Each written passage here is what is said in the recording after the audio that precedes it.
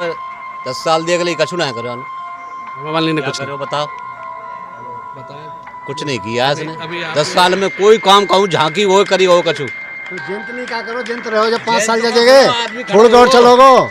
जयंत ने क्या करो जयंत ने क्या करो जो बता। सर सेलिब्रिटी तो है ही है। अब यहाँ की जनता चाहती है कि यहाँ का कोई लोकल प्रत्याशी हो, लोकल नेता हो, जो हमारी उन तक पहुँच हो, हम उनको समझ सकें, वो हमको समझ सकें। जहां लोकसभा का बिगुल बज चुका, हर पूरी तरीका से सभी पार्टियां अपने अपने प्रत्याशी घोषित कर रही हैं। मैं हूं इस समय पे मथुरा के गोवर्धन विधानसभा में, जहां गोवर्धन में मंडी स्थित व्यापारियों एवं किसानों से हम बात करेंगे। मथुरा का मुद्दा रहा है कि हर बार यहां पर बाहर से प्रत्याशी आता है और चुनाव जीत कर जाता है। अब की बार यहाँ के लोगों का क्या कहना है, स्थानीय वोटरों का क्या कहना है, मैं इनसे जानना चाहूँगा। आपका नाम? बाकी वेरी खंडेलवाल। खंडेलवाल साहब, जैसा कि लोकसभा के चुनाव आ चुके हैं और यहाँ से अभी सांसद हेमा मालिनी जी हैं और पहले भी रही हैं दोबारा से। हाल ही में उन्होंने एक अभी मीडिया से बात करते हुए कहा था कि मैं टिकट पार्टी लड़ूंगी। आप क्या कहेंगे? देखिए, कार्यकाल हेमा मालिनी जी का ठीक रहा है, लेकिन हम स्थानीय लोग ये चाहते हैं कि वो बाहर की प्रत्याशी हैं, समय पर नहीं मिल पाती हैं और काम भी उन्होंने ठीक किया है, लेकिन हम लोग ये चाहते हैं कि स्थानीय प्रत्याशी हो जो जनसंपर्क में रहे जनता के में और जनता के कार्यों को करने में पूरा अपना योगदान दे। तो हम तो यही चाहते हैं कि यहाँ स्थानीय प्रत्याशी को अगर टिकट दिया जाए, जीतेगा तो यहाँ भारतीय जनता पार्टी का ही कैंडिडेट, कोई दूसरा पूरे प्रदेश में लहर ही नहीं है। प्रचंड लहर चल रही है, राम लहर चल रही है और भारतीय जनता पार्टी की नरेंद्र मोदी की शख्सियत की जो है वोट मिल रही है। तो अगर स्थानीय प्रत्याशी को टिकट दिया जाए तो वो ज़्यादा बेहतर रहेगा। खंडेल साहब का कहना है कि नरेंद्र मोदी के चेहरा पर यहाँ चुनाव जीतेगा प्रत्याशी और बाहरी प्रत्याशी को अब की बार यहाँ से लोग नकार रहे हैं। आप क्या कहना चाहोगे? भारतीय जनता पार्टी से हेमा मालिनी 2 बार रही है, काम भी अच्छा रहा है, फिर आखिर उनको क्यों नकार रहे हैं? लगभग खंडेलवाल साहब से मेरा सहमति है कि हेमा जी का कार्यकाल ठीक रहा है, उनसे कोई गिला नहीं है। चूँकि उम्र दराज महिलाएँ वो, अब उनके लिए भागदौड़ इतनी संभव नहीं है और सेलिब्रिटी तो है ही हैं। अब यहाँ की जनता चाहती है कि यहाँ का कोई लोकल प्रत्याशी हो, लोकल नेता हो, जो हमारी उन तक पहुँच हो, हम उनको समझ सकें, वो हमको समझ सकें। बाकी भारतीय जनता पार्टी आनी है, चुनाव तो आप टिकट किसी को दो, किसी को लड़ाओ, फिर भी यहाँ का ख्याल रखा जाए, यहाँ की जनता की बात को समझा जाए और लोकल प्रत्याशी को ही उतारा जाए। कयास लगाए जा रहे हैं कि गठबंधन हो रहा है जयंत चौधरी से और जयंत चौधरी की मांग है कि उनको मथुरा की सीट दी जाए। तो आप क्या कहना चाहेंगे? अगर यहाँ राष्ट्रीय लोकदल से कोई कैंडिडेट आता है तो मथुरा से पहले लड़ो जी, पहले जाने का कछु करो, पार्टी और छोड़ो जी, जाए तो लड़ाओ, बेकार है और लाओ यहाँ नए आदमी लोकल। राष्ट्रीय लोकदल से यहाँ ना ना ना लोकल लाओ। राष्ट्रीय लोकदल को मैं समझता हूँ भारतीय जनता पार्टी मथुरा की टिकट नहीं देगी और ना ही उन्हें देनी चाहिए। ये सीट मथुरा की भारतीय जनता पार्टी को अपने पास ही रखनी चाहिए। आगे यहाँ कृष्ण जन्मभूमि से संबंधित मसले भी उठेंगे और ये मामले सब सॉल्व करने होंगे, तो अपना प्रत्याशी होगा, अपना ही कैंडिडेट होगा बीजेपी का, तो सहूलियत होगी। मथुरा सीट पर कोई भी कंप्रोमाइज़ नहीं होना चाहिए।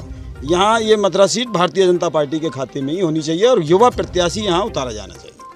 आपसे भी बात करेंगे। आप क्या कहना चाहोगे? आप एक युवा हो और सांसद जी यहाँ पर बुजुर्ग कही जा रही है कि बुजुर्ग हो चुकी हैं, तो आप क्या चाहते हैं? देखो ऐसा है, यहाँ जो चुनाव है नरेंद्र मोदी जी के चेहरा पे है और ब्रज क्षेत्र है, इसमें सभी लोग चाहते हैं कि बीजेपी की गवर्नमेंट बने। दूसरी नंबर की बात, तो वो जो है हेमा मालिनी जी, उनके कार्यकाल अच्छा रहा है, ठीक रहा है, लेकिन आम जो लोग हैं, यहाँ के जो युवा हैं, ये चाह रहे हैं कि यहाँ का जो यहीं से ही कैंडिडेट निकलना चाहिए और बीजेपी को इससे अपने ही पार्टी से उसको लड़ाना चाहिए और किसी पार्टी को नहीं देना चाहिए। आप बुजुर्ग हैं, आपसे मैं जानना चाहूँगा, यहाँ पर सभी कह रहे हैं कि मोदी जी का चेहरा है और मोदी जी के चेहरे पर ही यहाँ चुनाव होगा, कोई भी प्रत्याशी आए बीजेपी का यहाँ से वो जीत के जाएगा। आपका क्या कहना? बीजेपी का लोकदल का गठबंधन है, तो वहाँ जयंत चौधरी अपने प्रत्याशी उतारे। ये तो कयास लगाए जा रहे हैं। मैंने अभी हाल ही में कहा था कि जयंत चौधरी छोड़ो, 10 साल दिए गए कछु ना करो हेमा मालिनी ने कुछ करो बताओ बताया कुछ नहीं किया इसने। अभी 10 साल में कोई काम कहूँ झांकी वो करी वो कछु। तो जयंत नहीं क्या करो, जयंत रहो जब 5 साल जगह थोड़ी दौड़ चलोगो। जयंत ने कहा करो जो जयंत ने क्या करो जो बता 3.5 पौने 4 लाख वोटों से जिताए हो जी, पौने 4 लाख वोटों से जिताए हो। देखिए, चूंकि भारतीय जनता पार्टी और लोक दल का गठबंधन संभावित होने जा रहा है, तो इस विषय पर जनता में भी एक मत होना चाहिए। अब ये पार्टी शीर्ष नेतृत्व का मैटर है। अगर वो लोक दल के लिए भी सीट देती है तो हमें तो बढ़ चढ़ के वोट गठबंधन को ही देनी है। अब ये पार्टी देखे कि वो लोक दल के खाते से ये टिकट देना चाहती है या खुद, लेकिन हमारी मांग रहेगी कि भारतीय जनता पार्टी अपने पास रखे, युवा चेहरे को यहाँ जगह दे। लड़ाई कोई यहाँ चुनाव की अब इस तरह की नहीं है कि कौन जीतेगा कौन हारेगा, केवल जीत का अंतर बढ़ाने की लड़ाई है। जीत निश्चित है, लेकिन कितने अंतर से जीत का अंतर बढ़ाना है, वो कितना बढ़ेगा वो देखना है। हर बार यहाँ पर लगभग 2 लाख वोटों से अधिक जीत होती आई है। अगर जयंत यहाँ आते हैं तो आप क्या कहना है, आप किसे सपोर्ट करोगे? नहीं, जयंत जी को नहीं मिलेंगी इधर से वोट। अगर गठबंधन से आते हैं फिर भी बीजेपी का उनका समर्थन है? नहीं, उनको नहीं मिल पाएंगे वोट। क्यों नहीं मिलेगी? नहीं मिलेंगे, ये तो विक्रेता वोटर हैं, ये पैसे लेके वोट देते हैं, ये पैसे देने वाले वोटर हैं। बीजेपी का जहाँ मतलब गढ़ है और जाट बाहुल क्षेत्र है, उनका गठबंधन है, क्यों नहीं मिलेगी? नहीं मिलेगी। गठबंधन है तो वोट मिलेगी कुल मिला के यहाँ से गठबंधन सबकी मिलेगी वोट। अच्छा, आपसे मैं बात करूंगा। नहीं, आप बताएं, आप अगर गठबंधन से यहाँ से जयंत चौधरी आते हैं तो आप वोट देंगे नहीं देंगे? नहीं, सबको देंगे, किसी गठबंधन से आए उसी को वोट देंगे हम, ऐसी कोई बात नहीं। मोदी जी के ऊपर वोट मिलेगी, गठबंधन में कोई भी प्रत्याशी आएगा उसी को वोट देंगे। मतलब मान के चले कि कोई भी आए, यहाँ पर जो चुनाव है वो मोदी के चेहरा पर चुनाव है, मोदी जी के चेहरा पर। कुमार साहब आ जाएगा तो काम। अगर हम यहाँ पर विकास के बात करें तो विकास के मुद्दों को लेकर बात करते हैं। हेमा मालिनी यहाँ पर 2 बार से सांसद रही हैं, विकास के बारे में क्या कहेंगे? क्या क्या विकास किया है? विकास ने यहाँ सभी पहलुओं को छुआ है। रोड डेवलपमेंट हुआ है, पानी के लिए भी यहाँ हर घर नल की व्यवस्था हो रही है। लाइटें यहाँ अंडरग्राउंड लाइटें हुई हैं शहर के अंदर। आप कहीं भी देखिए, हाल में ही वृंदावन में भी बांके बिहारी जी का विकास कॉरिडोर बनने जा रहा है, जो यहाँ सभी आने वाले श्रद्धालुओं के लिए बहुत ही अच्छा होगा। जिसमें क्या हेमा मालिनी जी का सहयोग नहीं है, हेमा मालिनी जी और योगी जी के सहयोग से ही ये संभव हो पा रहा है कि यहाँ कॉरिडोर बनने जा रहा है, वृंदावन कॉरिडोर, काशी कॉरिडोर की तर्ज पर। तो हम तो विकास से संतुष्ट हैं और यहाँ की जनता भी लगभग संतुष्ट है।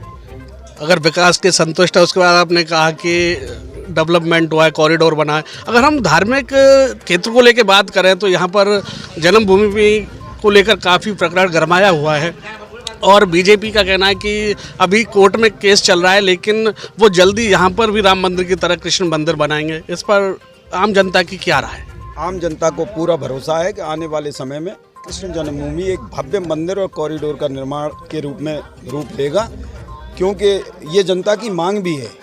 अयोध्या की तरह भगवान कृष्ण का धाम है मथुरा, तो मथुरा में भी राम जन्मभूमि की तर्ज पे ही मंदिर का निर्माण हो और यहाँ सभी सनातनियों के लिए बहुत अच्छी व्यवस्था हो। और ऐसा भरोसा भी है भारतीय जनता पार्टी से कि ये होगा। या हमारे साथ इस मंडी में कुछ किसान भी मौजूद हैं, मैं इनसे भी बात करूंगा। क्या नाम है आपका?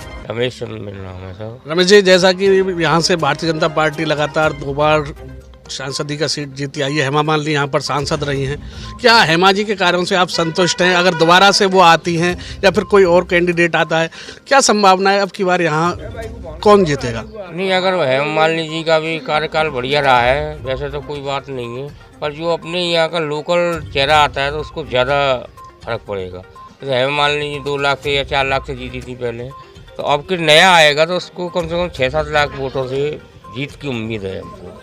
आप मोदी से संतुष्ट हैं? किसानों के लिए मोदी जी ने काफ़ी कार्य किया है और अभी हाल ही में किसानों के खातों में भी पैसा आया है, तो आप क्या कहेंगे? नहीं, वो तो आपकी बात सही है कि मोदी जी ने पैसा बढ़ाया है। पहले 6,000 रुपये थे, अब 8,000 रुपये कर दिए गए हैं सभी किसानों को। कि उनका कार्यकाल मोदी जी का सबसे बेस्ट रहा है। पहले भी प्रधानमंत्री रहते थे पर किसानों की तरफ कोई ध्यान नहीं देते, और आजकल किसानों पर ज़्यादा जोर दिया जा रहा है मोदी जी की सरकार में। किसानों के साथ मोदी जी काफ़ी काम कर रहे हैं। अगर हम आपसे ही बात करेंगे फिर से, एक तरफ हमारे साथ किसान है, कह रहे हैं किसान काफ़ी खुश है, दूसरी तरफ दिल्ली में किसान कुछ मांगों को लेके अड़े हुए हैं और मोदी मुर्दाबाद के नारे लगा रहे हैं, उसके बारे में क्या है? देखिए, कहीं ना कहीं जो शंभू बॉर्डर पर जो किसान आंदोलन दिखाई दे रहा है वो कहीं ना कहीं राजनीति से प्रेरित आंदोलन है। किसान की जहाँ तक बात की जाए तो 50 से 60% MSP मोदी सरकार के द्वारा बढ़ाई गई है, जो धरातल पर देखने को मिलती है। कांग्रेस शासन में 2013 के आसपास गेहूं का समर्थन मूल्य 1400 रुपये के आसपास हुआ करता था, जो आज 2275 रुपये है। और इसी तरह हमारी मंडियों में बाजरा, जो किसान का बाजरा फसल होती थी, वो 900 और 1000 रुपये बिकती थी, जो आज 2500 रुपये तक बिक रही है। मिलेट नाम का जो मोदी सरकार ने फूड बनाया है, वो किसानों के लिए बहुत अच्छा रहा है। इससे किसान की जो दबी हुई फसलें थी, बाजरा है, ज्वार है, ये सभी फसलों के दाम अच्छे मिलने लगे हैं और किसान हमारे यहाँ संतुष्ट है।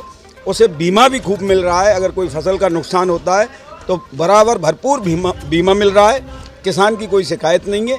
कोई शिकायत होती तो ब्रजभूमि से एक भी झंडा किसान आंदोलन के रूप में उठा हो तो आप मुझे बता दीजिए। कहीं मोदी सरकार के खिलाफ कोई मांग उठी हो तो बता दीजिए। अगर हम बात करें अग्रवाल साहब मोदी जी को ही लेकर, तो मोदी जी ने यहाँ 2 बार हेमा मालिनी को भेजा है। अब की बार अगर यहाँ से आप चाहते हैं कोई लोकल कैंडिडेट हो, तो ऐसा वो कौन सा कैंडिडेट आपको सही लग रहा है कि मथुरा से लोकल कैंडिडेट किसको बनाया जाए, किसे यहाँ से चुनाव लड़ाया जाए? देखिए, मैं जहाँ तक सोचता हूँ और मैं अपने जहाँ तक लोगों में बैठता हूँ, किसानों और व्यापारियों से मेरा टच रहता है। मैं मंडी का व्यापारी हूँ, तो ज़्यादातर लोगों की मांग तो यही है कि अगर ब्राह्मण चेहरे के रूप में आप लाना चाहते हो यहाँ, तो Shrikant Sharma is the best candidate of member of parliament. तो मैं चाहता हूँ श्रीकांत शर्मा को, सारे ज़्यादातर जनता की मांग है कि श्रीकांत शर्मा ब्राह्मण चेहरे के रूप में, एक युवा व्यक्ति के रूप में, युवा चेहरे के रूप में मथुरा से उतारे जाएं, तो निश्चित ही 5 लाख से ज़्यादा वोटों से उनकी जीत तय है और निश्चित है। गोवर्धन मंडी में इस समय हमने यहाँ पर लोगों का रुक जाना, तो सभी अधिकतर वोटरों का कहना है कि भारतीय जनता पार्टी फिर से मोदी के चेहरे पर चुनाव लड़ेगी और मोदी के चेहरे पर दोबारा से यहाँ बीजेपी कैंडिडेट को वोट मिलेंगे। अब की बार 5 लाख से ज़्यादा वोटों से बीजेपी कैंडिडेट जीतेगा। वही विकास कार्य भी काफ़ी हुए हैं और यहाँ के किसान भी मोदी सरकार से काफ़ी खुश नजर आ रहे हैं। अब देखना होगा कि आगामी लोकसभा चुनाव में किसे यहाँ से टिकट दी जाती है और कितने वोटों से यहाँ लोकसभा प्रत्याशी जीतता है। गोवर्धन से मैं अपने कैमरामैन राजेश लवानिया के साथ T20 न्यूज़ के लिए DD शर्मा।